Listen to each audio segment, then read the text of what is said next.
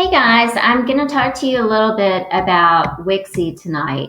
One of my teachers over at Arrowhead Elementary is doing a unit on science and the moon phases and the planets right now. And so she asked me if I could possibly use Wixie as a tool that we could give the kids, that maybe we could use that in this unit. So to get to Wixie, what you need to do is just go to Clever, and then every student and teacher should have access through Wiki through Clever. So if you click on Wixie right there, it's going to take you in here. The first time you log in, you probably are automatically going to see your name. I had already added my picture, so that's why I have it. This activity bar was completely empty, but this is how you can monitor which assignments you're giving the students. But to create an activity for the kids, you would click on this. And when you do that, it's going to open up basically the basics of a program that we should all be familiar with at this point, which is Pixie. Wixie just is a little bit more cloud-based. It's a little bit more user-friendly with Google Classroom, that type of thing. But it is in essence is Pixie. I already created the project, but if I wanted to look for some templates, I would click here. I can modify them to meet my needs. Or the best way, really, honestly, I think is the most powerful feature of Wixie in the first place is to create your own. So when you open up a blank template, you have all of the same tools that you have when you use Pixie. You have your library tools, your paint tools. And so I really think if you're going to be using Wixie or Pixie with your students, I think the biggest power of this program comes from the depth of thinking, where the kids truly are not producing the same final product. And by that, I mean they're designing and pulling all of the information that they've learned to create their own individual projects using the tools that are available. So in essence, that's what I actually did when I was designing the project for our kids in this particular classroom with moon phases.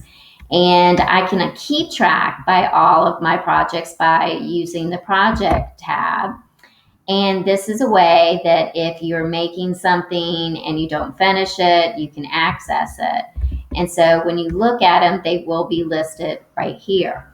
So the assignment that I ended up creating, I'm going to click on it. And if this particular teacher wants to go back and edit her assignment or edit this assignment, we should be able to do it together. I may have to share some rights, but I'll explore that. But basically, this is just what I did. I created a task card for the students where they have to design the model themselves. I see that I forgot to put a space in between the words, so I'll go ahead and fix that. But basically, they have a choice between either focusing on the moon phases or focusing on the model of the planets and their representation or their positions from the Earth. But they need to have their names represented, any classifications, and a summary paragraph of the impact that they have on us here on Earth.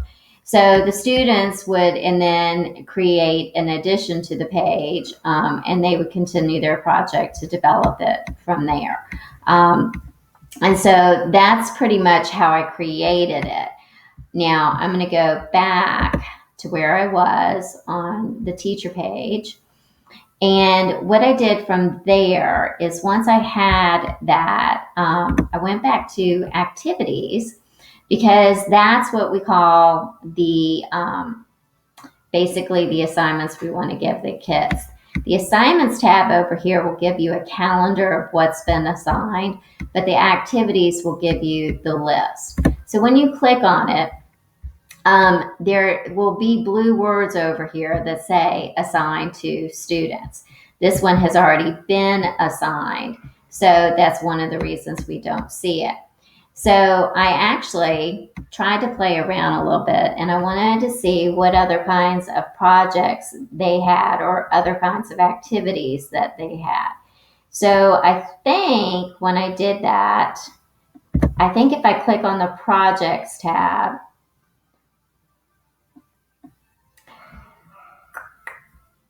one of the things, this must be under, I thought we just looked at activities.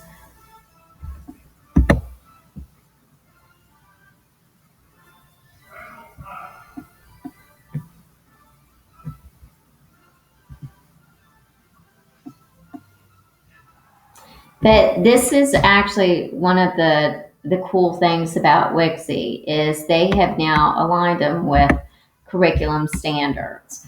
And so under activities, I was exploring some other things. And when I clicked on the science tab, I saw that they had earth, space, and science, and saw that they had space.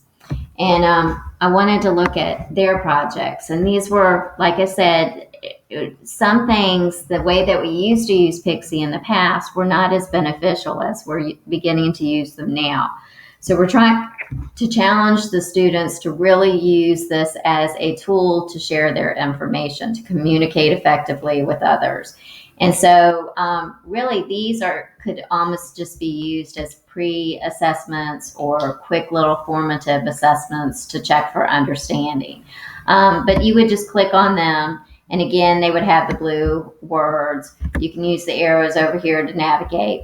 And here's one that I hadn't assigned the students, but there's the blue words, and that you would hit assign. So over here, I'm going to go back to the home tab. And these are the ones that I have sent specifically to your class. I was given an option over here to choose which class to assign them to. I'm assuming you would only have your class, and it would have all of your students. So we'll take it from there. We'll do a project, and then we'll try to look at probably the assessments of how we're going to grade them online and see how we do. And we'll give you all feedback. But I love this program. I think this is a great self-paced program, and it's a great tool for us to utilize even more of. So I hope that's helpful to you guys.